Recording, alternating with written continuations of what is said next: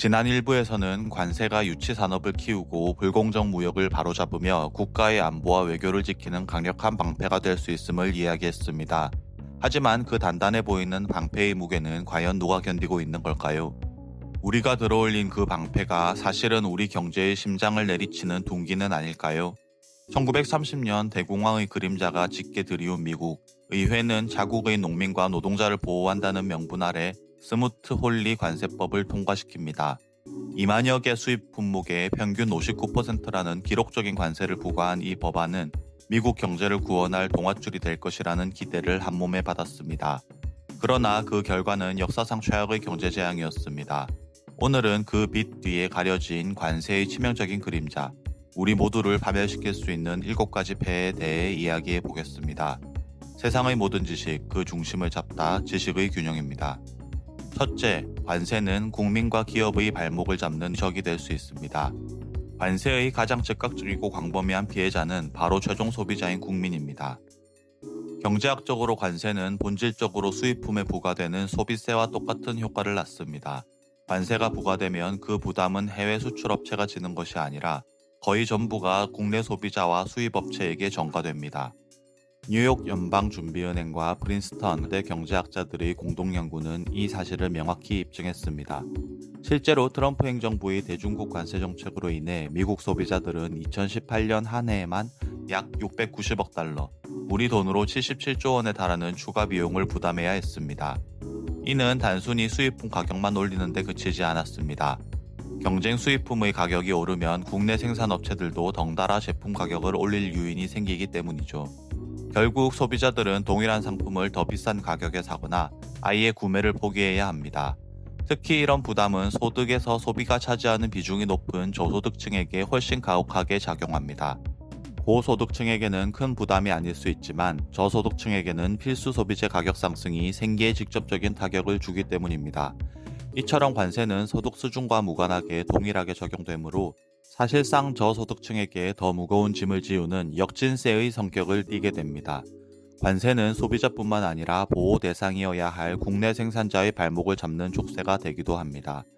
현대 제조업은 국경을 넘나드는 정교한 부품 및 중간재 조달 네트워크 위에 있습니다. 자동차 회사는 특수 강판과 반도체를, 전자회사는 디스플레이 패널과 각종 칩을 수입에 의존합니다.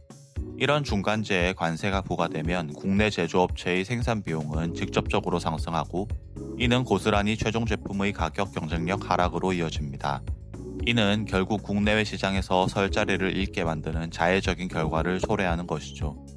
더 큰 문제는 관세가 지난 수십 년간 최적화된 글로벌 공급망을 인위적으로 교란하고 붕괴시킨다는 점입니다. 기업들은 고품질의 부품을 공급하던 기존 거래처를 버리고 막대한 시간과 비용을 들여 새로운 공급처를 찾아야 합니다.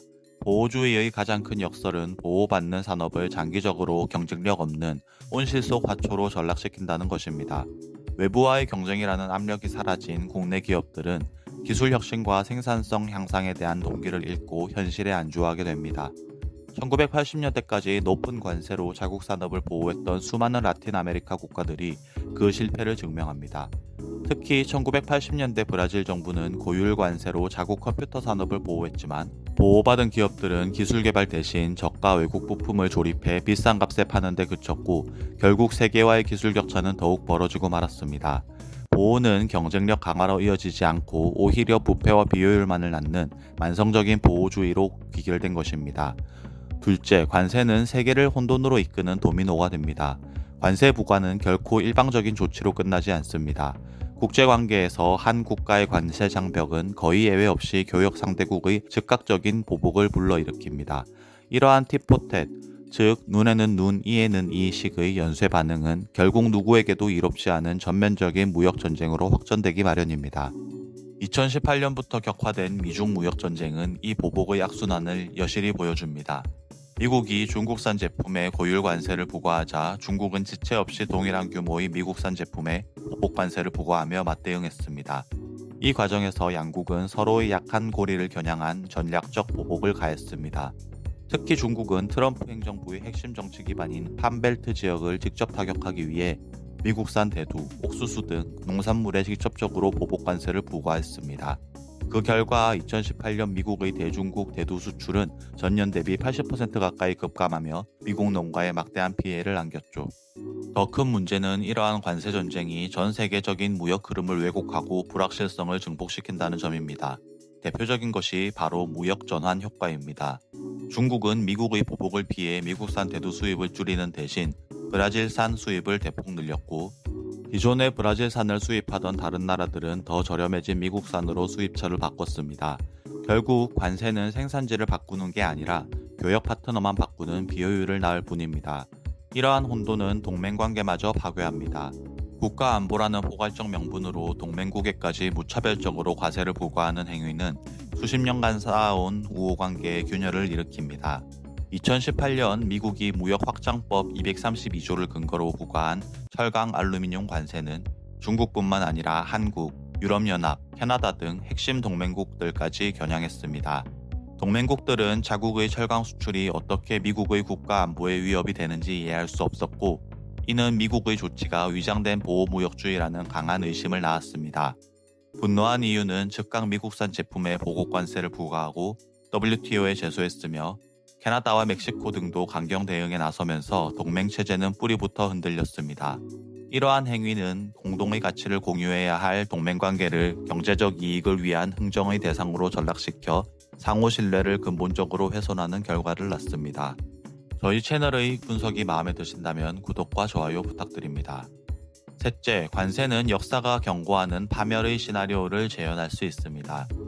관세 정책의 가장 큰 명분인 국내 일자리 보호는 수많은 실증 연구를 통해 오히려 국가 경제 전체의 총고용을 감소시키는 순손실을 유발하는 것으로 드러났습니다. 피터슨 국제경제연구소가 분석한 2009년 미국 오바마 행정부의 중국산 타이어 관세 조치는 이 현실을 극명하게 보여줍니다. 이 조치로 미국 타이어 제조업체에서 보전된 일자리는 최대 1200개였습니다. 하지만 그 대가로 미국 소비자들이 더 비싼 타이어를 사느라 추가로 지불해야 했던 비용은 2011년 한 해에만 약 11억 달러에 달했습니다. 계산해보면 일자리 한 개를 지키기 위해 사회 전체가 무려 90만 달러, 우리 돈 10억 원이 넘는 비용을 지불한 셈입니다. 이게 끝이 아닙니다. 소비자들이 타이어에 더 많은 돈을 쓰게 되면서 다른 상품에 대한 소비를 줄였고, 이로 인해 소매업 등 다른 분야에서 약 3,731개의 일자리가 사라졌습니다. 결국 1,200개의 일자리를 지키는 대가로 3,700개 이상의 일자리가 사라져 국가 전체적으로는 약 2,500개 이상의 순고용 감소를 초래한 것입니다. 이는 보호무역 조치가 어떻게 보이는 일자리를 구하기 위해 보이지 않는 더 많은 일자리를 파괴하는지를 명확히 보여줍니다. 그리고 이 모든 폐해의 끝에는 우리가 서두에서 언급했던 스무트홀리 관세법의 망령이 있습니다. 1930년 이 법안이 통과되자 전 세계는 즉각적인 보복 관세의 소용돌이에 휩싸였습니다. 그 결과 1929년부터 1933년 사이 세계 무역 규모는 무려 66%나 감소했습니다. 미국의 수출액 역시 반토막이 났고, 보호 대상이었던 농민들은 수출길이 막히며 가장 큰 타격을 입었죠.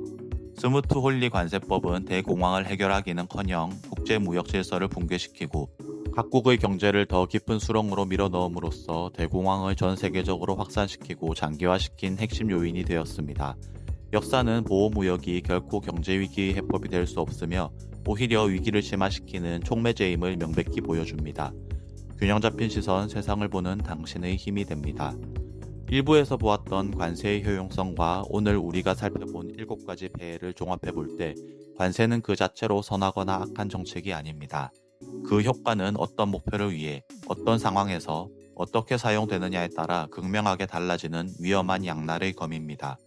보호받는 소수 산업의 이익 뒤에는 소비자 전체가 짊어져야 하는 보이지 않는 비용과 보복 관세로 무너지는 수출 산업, 그리고 사라지는 더 많은 일자리가 숨어 있습니다. 관세라는 판도라의 상자를 여는 것은 그만큼 신중해야 합니다. 단기적인 정치적 이익의 유혹을 넘어 장기적인 국익의 관점에서 정책을 설계하는 지혜와 통찰력이 그 어느 때보다 절실히 요구되는 시점입니다. 구독과 좋아요는 제작자에게 큰 힘이 됩니다.